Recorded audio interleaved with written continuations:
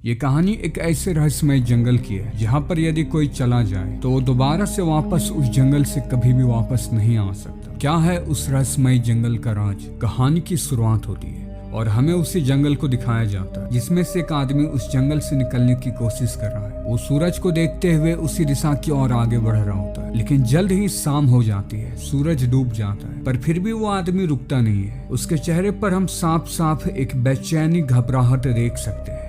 भागते भागते वो एक पॉइंट पर रुकता है जहाँ एक फेरी स्केलेटन पर लिखा था पॉइंट ऑफ नो रिटर्न, यानी कि यहाँ से कोई वापस नहीं जा सकता है। ये देखकर वो और भी ज्यादा परेशान हो जाता है। ऐसे बोर्ड जंगल में हर जगह जगह पर लगे थे। रात हो चुकी थी, इसलिए वो रात गुजारने के लिए एक सुरक्षित जगह की तलाश करता है। वो एक पेड़ के ऊपर चढ़ जाता है, लेकिन किस्मत उसकी ठीक नहीं होती है। उसकी पेड़ की टहनी टूट जाती है और वो नीचे गिर जाता है।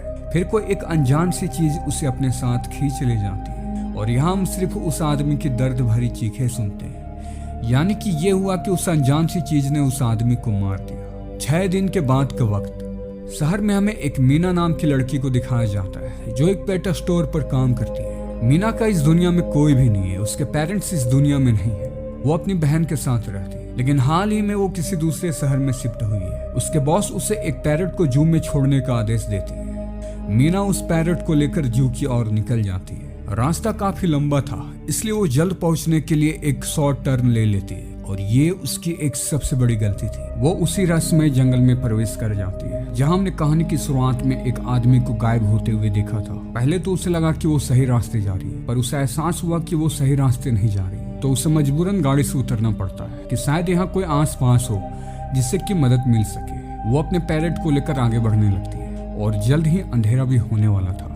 यहाँ हम देखते हैं कि अंधेरा होने से पहले जंगल से सारे परिंदे उड़ जाते हैं। मीना को डर लगने लगा था क्योंकि अभी तक उससे कोई भी नहीं मिला था और ये जंगल एक अलग सी रहस्यमय खामोशी बना रही थी। तभी मीना को अपने आसपास किसी के होने का एहसास होता है। वो देखती है कि एक बूढ़ी औरत किसी से बचकर भागी जा रही है। मीना भागते हुए उसका पीछा करती है और उससे मदद मांगती है, पर वो बूढ़ी औरत उससे कुछ भी नहीं कहती है। वो भागते ही रहती है। मीना थक चुकी थी, इसलिए वो वहीं पे ही रुक जाती है। तभी वो बूढ़ी औरत कहती है कि अगर तुम्हें अपनी जान बचानी है तो हमारे पास आ जाओ। मीना के पास कोई रास्ता नहीं था, इसलिए वो उस बूढ़ी औरत के पास चली जाती है। मीना के अंदर आते ही बूढ़ी औरत दरवाजे को बंद कर देती है। दरअसल ये एक घर नहीं था, बल्कि जंगल में बनाया एक बहुत बड़ा कमरा था।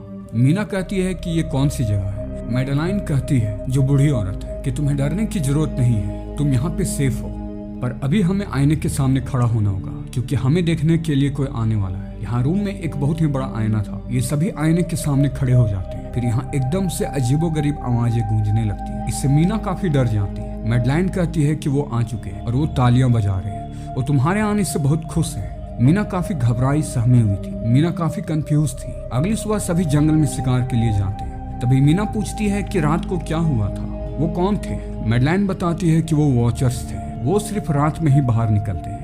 हम दिन में इस जंगल में आजाद घूम सकते हैं, पर मीना को इस जंगल में नहीं रहना था, इसलिए वो खुद से ही बाहर निकलने का रास्ता ढूंढने लगती है। तो मैडलाइन कहती है कि इसका कोई भी फायदा नहीं है, हम भी यहाँ तुम्हारे ही जैसे फंसे हुए हैं। हमने भी काफी प्रयास किया इस जगह से निकलने का, पर इस जंगल से निकलने का कोई भी रास्ता नहीं है। बेहतर होगा कि तुम इधर उधर ना जाओ, क्योंकि रात होने से पहले हमें रूम तक पहुँचना होगा। पर मीना उसकी बात नहीं सुनती और वो रास्ता ढूंढने निकल पड़ती है। मीना अपने पैरट को लेकर निकल पड़ती है। आगे बढ़ने पर उसे वही साइन दिखता है, point of no return. Meena उसी आदमी के जैसे सूरज को देखते हुए आगे बढ़ती है, लेकिन फिर भी वो जंगल से बाहर नहीं निकल पाती। उसे अजीब सी आवाजें सुनाई देने लगती है क्योंकि जल्द ही रात होने वाला था और ये वॉचर्स के निकलने की आहट थी। मीना डर चुकी थी, इसलिए वो भागकर रूम में पहुंच जाती है। मैडलाइन कहती है कि अच्छा हुआ कि तुम उस साइन के आगे नहीं गई, नहीं तो तुम्हारा वापस आना बहुत मुश्किल हो जाता। जंगल में जगह जगह पे ऐसे साइन लगे हुए हैं। ये एक गोल दायरा है। हमारे रूम से ये आधे दिन तक की दूरी तक ये साइन लगे हुए हैं। तुम्हें ख्याल रखना होगा कि तुम इस साइन को कभी भी पार ना करना। रात को हम देखते हैं कि सभी उस आईने के सामने कुछ न कुछ कर रहे हैं और आज कीरा डांस कर रही है। मीना पूछती है कि ये तुम क्या कर रही हो? कीरा बताती है कि वॉचर्स को डांस पसंद है, हम रात में कुछ भी कर सकते हैं।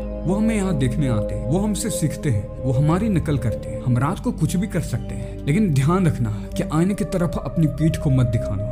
अगले दिन फिर ये सभी खाने की तलाश में निकलते हैं। ये हर दिन जंगल से कुछ न कुछ खाने के लिए ले आते हैं। जिससे कि इनका गुजारा हो जाता है। ये जब जंगल में खाना इकट्ठा करे होते हैं, तभी मीना कीरा से पूछती है कि वॉचर्स कौन है, हमसे ये क्या चाहते हैं। कीरा कहती है कि ये मुझे तो सही से मालूम नहीं है, पर मैडलाइन का कहना है कि वॉचर्स हमें देखने आते हैं, वो हमसे सीखते हैं। वॉचर्स हमें देख सकते हैं, लेकिन हम वॉचर्स को देख नहीं सकते। अगर हमने उन्हें देखने की कोशिश की तो हम पागल हो सकते हैं। कीरा उसे जंगल में बने गड्ढे को दिखाती है और कहती है कि ये गड्ढे जंगल में हर जगह जगह पे बने हुए हैं। रात को वॉचर्स इन्हीं गड्ढों से बाहर आते हैं और सुबह होने से पहले वो इन्हीं गड्ढों के अंदर चले जाते हैं। हमें गड्ढे के पास आना मना है।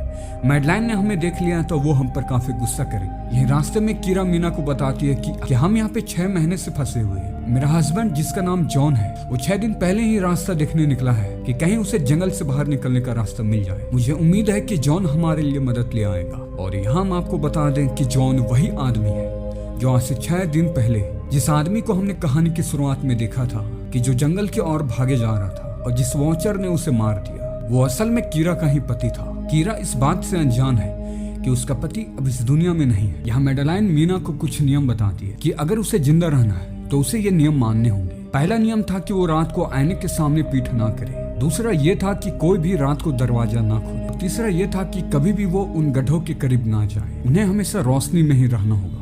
अब रात को सभी सो रहे हो तो मीना आईने के करीब जाती है क्योंकि वो वॉचर्स के बारे में जानना चाहती थी। इसलिए वो आईने के सामने खड़ी हो जाती और आवाजें सुनने की कोशिश करती है, पर उसे कुछ भी सुनाई नहीं देता। तो बेड पर जाकर आईने की तरफ पीट कर लेट जाती है। और यहाँ उसने पहला नियम तोड़ दिया था। उसके ऐसे करते ही वॉचर्स को गुस्सा आ जाता है। वो आईने को तोड़ने की कोशिश करने लगते हैं। इस शोर से मैडलाइन घबरा जाती है। वो जल्दी से मीना को आईने के सामने ले जाती है और उससे कहती है कि तुम आईने की तरफ देखती रहो।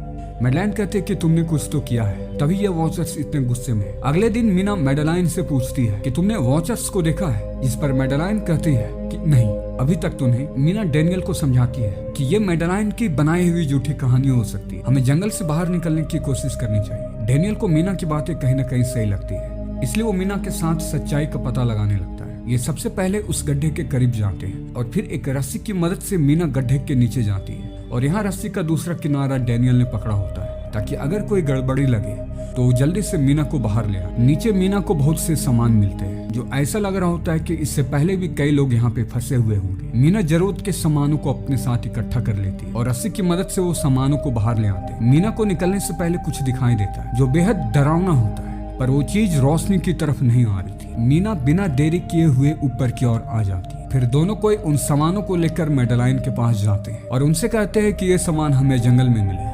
पर मैडलाइन जानती थी कि ये सामान इन्हें जंगल में नहीं मिले, क्योंकि मैडलाइन यहाँ पे जंगल में कई सालों से फंसी है। उसे पता है कि जंगल में ये सामान कहीं नहीं थे, हो ना हो वो उन्हीं गड्ढों से निकाले होंगे। मैडलाइन समझ जाती है कि ये झूठ बोल रहे हैं। वो उनसे पूछती है कि बताओ सच्चाई क्या है, तुम इन सामानों को कहाँ से लेके आए हो, तुम्हें ये सामान कहाँ पे मिले, क्या तुमने वॉचर्स को देखा।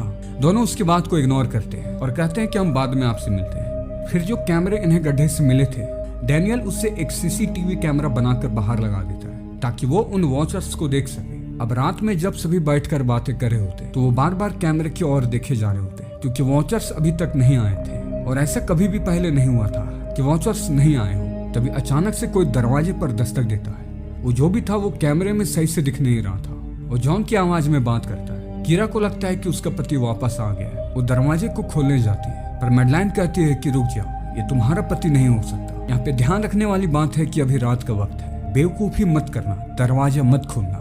वो कहती है कि तुम जॉन से कुछ ऐसा कुछ पूछो जो केवल जॉन और तुम्हारे ही बीच की बात हो। कीरा ऐसा ही करती है। वो उससे एक सवाल करती है जो वो सही से उसका जवाब नहीं दे पाता, तो वो समझ जाते हैं कि ये जॉन नहीं है, ये तो वॉचर्स है जो जॉन की शक्ल इंतहा करके आए हैं।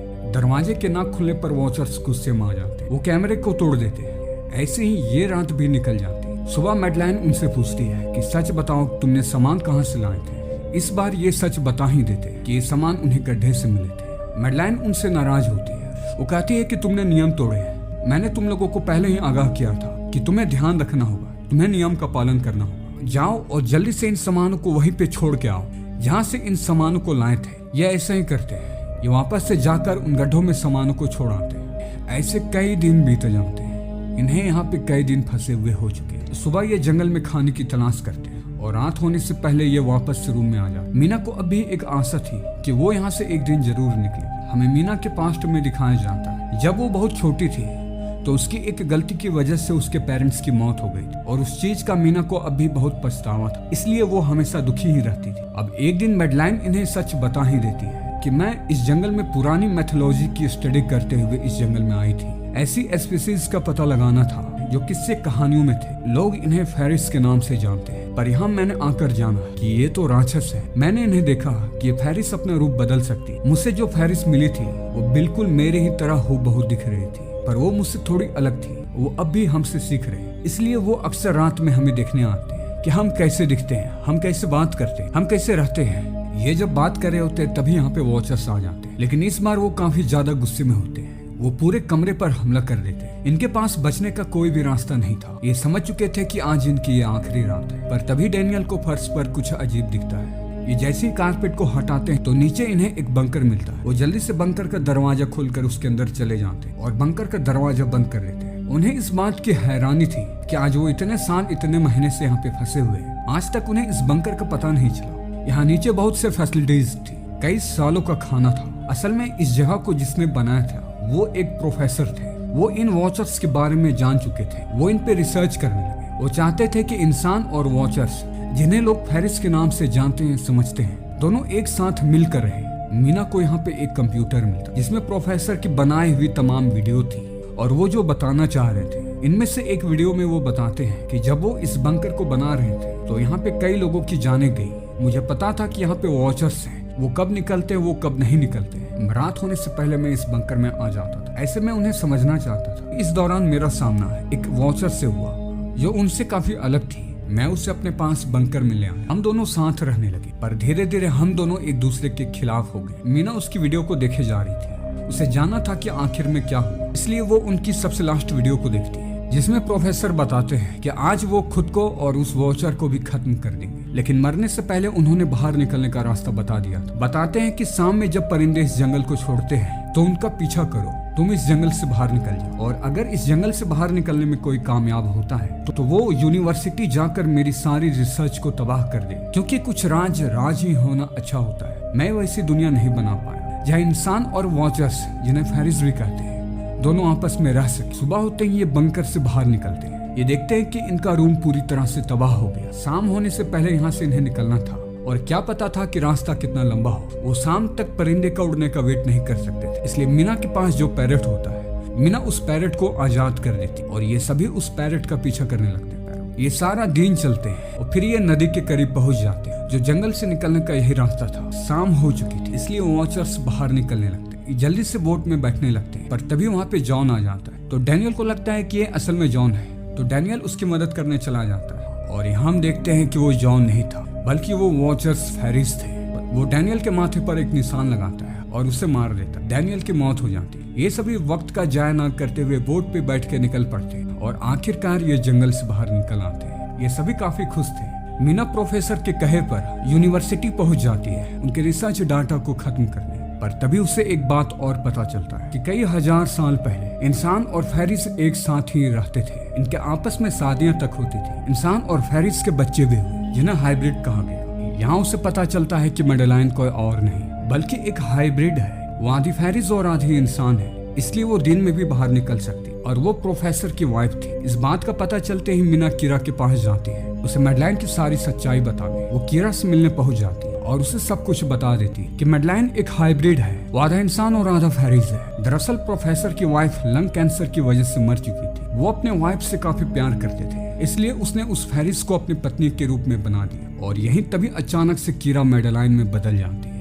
इसका मतलब ये हुआ कि ये कीरा नहीं थी बल्कि मैडलाइन थी, जो कीरा की भेष में थी। वो मीना पर हमला कर देती है क्योंकि वो नहीं चाहती है कि उसकी सच्चाई किसी को पता चले। वो कहती है कि मैं उनसे अलग थी, इसलिए मुझे वॉचर्स ने अलग कर दिया। मैं उनके पास जाना नहीं चाहती, मैं इसी दुनिया में रहूंगी। मीना उसे काफी समझाती है और कहती है कि मैं तुम्हारी सच्चाई किसी को भी नहीं बताऊंगी। तुम्हारे लिए तो अच्छी बात है कि तुम तो दिन में भी निकल सकती हो, इंसानों को ये पता भी नहीं चलेगा। मैडलाइन को उस पर भरोसा हो जाता है, वो उसे छोड़कर चली जाती है। फिर हमें कुछ दिन बाद का वक्त दिखाया जाता है जहाँ मीना अपने बहन के साथ रह रही। मीना अपनी बहन को बताती है कि मुझे लगता है कि वो फेरिस मेरा अभी पीछा कर रही है। उसकी बहन उससे कहती है कि डरो मत, तुम्हें कुछ भी नहीं होगा। और यहाँ हम इनके घर के बाहर एक छोटी सी बच्ची को देखते हैं जो इनके ही घर की ओर देखे जा रही थी। और यहाँ वो बच्ची कोई और नहीं बल्कि मैडेलाइन ही है, जो एक छोटी सी बच्ची के भेष में रह रही इंसानों के बीच में। और ये कहानी